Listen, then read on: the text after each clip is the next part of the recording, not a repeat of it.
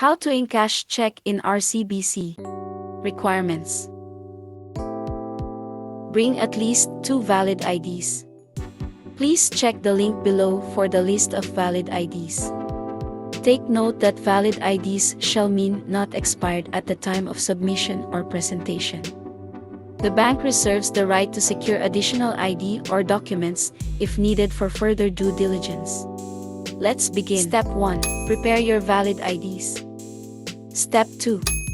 Have the checks filled at the back with the following data: signature over printed name,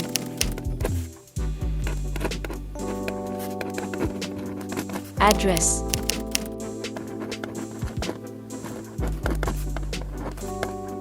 contact number, ID number.